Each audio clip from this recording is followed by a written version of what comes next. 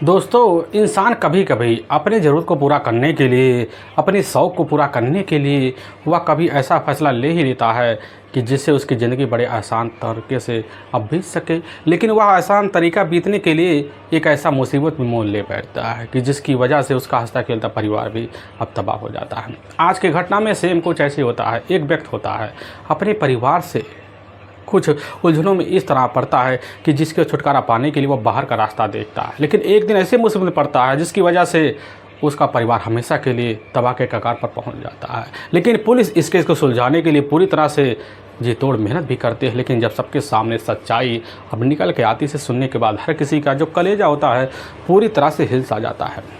नमस्कार दोस्तों, मैं प्रदीप कुमार आपको इस क्राइम ऐसे कैसे चैनल पर मैं स्वागत करता हूं। दोस्तों आज की यह जो सच्ची घटना है, यह घटना अब सुनाने से पहले मैं आपसे एक छोटा सा रिक्वेस्ट करना चाहता हूं, क्योंकि आप अगर इस चैनल पर नए हो और पहली बार आए हुए हो तो एक बार जाकर अपने इन्हीं प्यारे हाथों से आप इस चैनल को सब्सक्राइब और लाइक और शेयर ज़रूर करें, ताकि आपकी वजह से अब इम्पोर्टेंट होने के नाते यह जो वीडियो है या काफ़ी लोगों तक पहुँचाया जा सके। और इसके लिए हम आपके तहे दिल से शुक्रगुजार रहेंगे। दोस्तों आज की यह जो सच्ची घटना है, यह घटना ठीक उत्तर प्रदेश में ही इस स्मार्ट सिटी पड़ता है नोएडा, और नोएडा का ही सेक्टर 177 पड़ता है। और उसी 77 में ही इनके जाना माना सुपर सोसाइटी भी पड़ता है। उसी सुपर सोसाइटी के रहने वाले होते हैं इधर अजय प्रताप सिंह, जिसकी उम्र लगभग 34 साल के आसपास ही होता है। उनकी अपनी पत्नी होती है सुषमा प्रताप सिंह, जिसकी उम्र लगभग इधर 32 साल के आसपास होता है। लेकिन अजय प्रताप सिंह जो होते हैं और दिल्ली में ही DRDO में ही एक रिसर्च अब साइंटिस्ट होते हैं, लेकिन तौर तरीके वाले होते हैं। उसी साइंटिस्ट की वजह से उनके इलाके में उनके साथ काफ़ी व्यवहार वाले लोग भी रहते हैं। और उनका अपना जो मूल निवास होता है ठीक उत्तर प्रदेश में ही जाना माना ज़िला पड़ता है उन्नाव ही होता है। अब उनका उन्नाव भी अपने ही कंपनी से या कमरे से काफ़ी आना जाना होता है। और तभी मैं बात कर रहा हूँ ठीक है अब 26 सितंबर का ही। अब जैसे ही अब शाम का टाइम होता है तो अजय जो होते अपनी पत्नी सुषमा के सामने आते कहने लग जाते हैं कि घर में जो भी सामान की कमी है उनका लिस्ट बनाकर हमें दे दो। और सुषमा जब यह बात सुनती आनंद फान में एक लिस्ट तैयार करती है और अपने पति अजय को पकड़ा देती है। और अजय जो होते बाहर निकलते हैं, लेकिन हाँ बड़े ही सूट बूट में निकलते हैं और जाकर अपने सेंट्रो कार में बैठ जाते हैं और कार लेकर अब निकल पड़ते हैं। लेकिन यहाँ तो 8 बजे के आसपास का टाइम हो जाता है, लेकिन अजय जो होते हैं अब घर लौट के नहीं आते हैं। सुषमा परेशान हो जाती कि आखिर तो उन्हें आधा घंटे के अंदर घर आ जाना चाहिए, लेकिन आज अभी तक लौट के आई नहीं और कहाँ रह गए। यही बात सोचकर सुषमा बार बार कभी अंदर कभी बाहर आती जाती रहती थी और सोचने लग जाती कि आखिर उनका कॉल तो आ जाना चाहिए। लेकिन अपना मोबाइल तो यूज करती है सुषमा और कॉल भी लगाती, लेकिन बंद बता देता है। सुषमा के मन में काफ़ी सारे आशंकाएं हो जाती है, लेकिन वह सोच लेती है कि हो सकता है उनके मोबाइल की जो बैटरी हो मौके पर अब बैठ गई हो। लेकिन तभी सुषमा के मोबाइल में एक अनजान नंबर से कॉल आता है। वह कॉल को रिसीव करती है और उसी वक्त दूसरी तरफ से जैसे अजय की आवाज़ सुनती पहचान लेती, कहने लग जाती है कि आखिर इतना टाइम हो गया, आप रह कहाँ गए। काफ़ी बारे काफ़ी अपने शब्दों में तड़ाके बात जो था अजय को सुना देती है। और अजय जो था कहता है बस हमारी बात सुषमा एक बार तो सुन लो। बार बार यही बात कहता है अजय। और सुषमा अपने बात पर गुस्सैली आवाज़ में सारे गिले शिकवे जो होता है फ़ोन पर अजय के कान में निकाल देती है। लेकिन अजय जब सोचता है कि अब ना समझ सुषमा के सामने, उसी वक्त अजय कह देता है कि हमारे ऊपर बहुत बड़ी मुसीबत आन पड़ी है। और सुषमा सुनते कहने लग जाती मुसीबत आन पड़ी है, कौन सी मुसीबत। इधर अजय कह देता कि हमारा अपहरण हो चुका है और हमारे ही मौके पर ज़िंदगी का बहुत ही बड़ा खतरा होने वाला है, तुम सावधान रहना। सुषमा जो भी अपहरणकर्ता तुमसे कुछ पैसे या कुछ फिरौती की मांग करे तुरंत तैयार रहना। और फ़ोन कट हो जाता है। सुषमा सोच कर परेशान हो जाती है, लेकिन दोबारा कॉल करती है अनजान नंबर पर, लेकिन बंद बता देता है। फिर कोशिश फिर बंद बता देता है। लेकिन जैसे रात का 10 बजे के आसपास का टाइम होता है, दूसरी बार सुषमा के मोबाइल नंबर पर एक अनजान नंबर से कॉल आ जाता है। और सुषमा और रिसीव करती है और देखती है, फिर चौंक से जाती है कि अनजान नंबर। और कान पे जब लगता है सुषमा से वही 10 लाख रुपए का फिरौती मांगा जाता है और कहा जाता है कि अगर तुम्हारे ऊपर कहीं पुलिस की नज़र पड़ी अगर पुलिस तक इसकी सूचना पड़ी तो समझ लो तुम्हारा पति कल हो सकता है तुम्हारे साथ ना रहे, या सब संस्कार का सूचना पूरी तरह से अपने होश आवास खो बैठती है, सारे गिले शिकवे वहीं भूल बैठती है और अपना नज़र जो होता कभी कमरे में डालती कभी बाहर डालती, कहीं मुझे कोई बात करते हुए देख तो नहीं रहा है, हमारी हरकतों को कोई नज़र तो नहीं रख रहा है। और सुषमा बात करते हुए वहीं पूछते लग जाती कहाँ हमें लेकर पहुँचना हुआ है। लेकिन बाहर करता कहते हैं ठीक हम तुम्हें कल बताएंगे। और लेकिन इधर सुषमा रात भर कैसे न तैसे गुजारती, सुबह का टाइम खुद अपने पति के बॉस के मोबाइल नंबर पर कॉल करते हुए संपर्क करती है, सारी बात की जानकारी देती है। और बॉस कहते हैं आप जहां पर वहीं पर रहना और पुलिस आपके पास पहुंच जाएगी। और सही में पुलिस जो होती सुबह के टाइम तड़के ही पहुंचती है।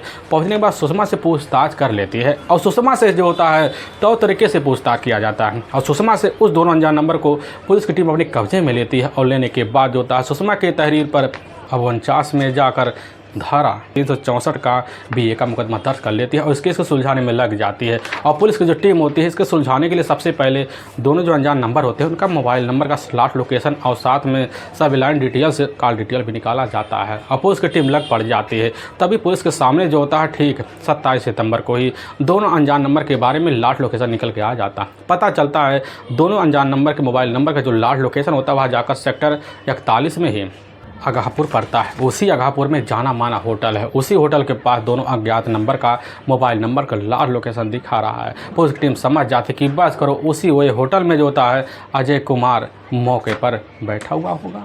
पुलिस की टीम अजय कुमार का भी मोबाइल नंबर का लास्ट लोकेशन हम देखती, पता चलता अजय कुमार का मोबाइल नंबर का जो लास्ट लोकेशन होता है अब जाकर 26 सितंबर को ही लगभग 5:30 बजे के आसपास अचानक उसी वही होटल के पास बंद हो जाता है। पुलिस की टीम समझ जाती कि बस करो अजय उसी होटल में होगा। अब पुलिस की टीम एक टीम लेती है और सादे पोशाक में घुसती है और वहाँ पर पुलिस की टीम के एक सिपाही होते हैं जो ग्राहक बनकर अंदर जाते हैं और कमरा मांगते हैं। कमरा देने के जाते मिल जाती है, लेकिन सिपाही जैसे ही गार्ड में पहुँचते हैं तो वहाँ एक कार रखा होता है सेंट्रो, और कार देखकर उधर तुरंत पुलिस की टीम पहचान लेती है। कार तो जो होता है अजय का है, क्योंकि कार का जो फोटो होता है पुलिस की टीम जो होता है सुषमा से ले चुकी होती है। पुलिस की टीम समझ जाती है और एक टीम बुलाती है, उसी वक्त उसी होटल में धावा बुला देती है।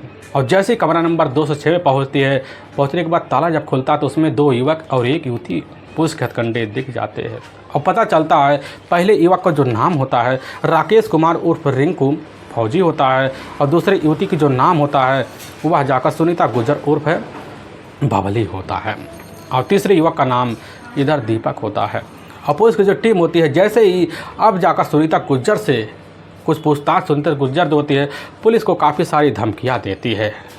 पुलिस जो होती है इसमें तो माहिर होती है, धमकियों को ना सुनती है और उनको तीनों को लेकर थाने पहुंच जाती है। लेकिन जैसे ही पूछताछ शुरू कर दी दूसरी तरफ जो होता है पुलिस की टीम लेकर अजय को भी वहां पहुंच जाती है और तीनों देखकर सब पका जाते हैं और तीनों बिना किसी सख्त दबाव पर टूट जाते हैं। लेकिन पुलिस के सामने अब तीनों मिलकर जो सच्चाई बताते हैं इसे सुनकर हर किसी का जो दिल होता है फसीस सा जाता है। आखिर में अजय प्रताप सिंह अपनी पत्नी सुषमा के साथ खूबसूरत तरीके से अपनी ज़िंदगी गुजारता है, लेकिन समय के हिसाब से पत्नी और पति के बीच कड़वाहट तो आती है। यही हाल होता है दोनों का।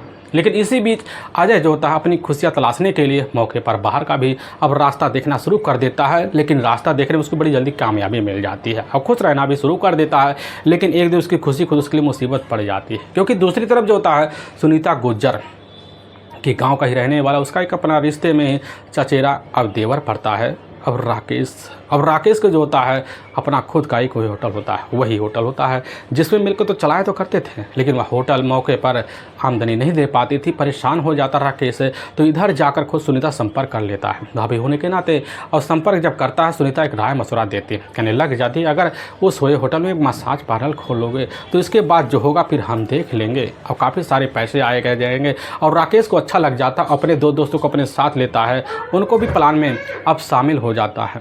और प्लान में शामिल करने के बाद जो होता है इधर काम में लग जाते हैं और बड़ी जल्दी तीनों पैसे कमाना शुरू कर देते हैं। और धीरे धीरे जो होता है ग्राहक जो आते हैं उनको ब्लैकमेलिंग का सिलसिला शुरू, जिसकी वजह से उनके पास ठीक ठाक पैसे आ जाते हैं।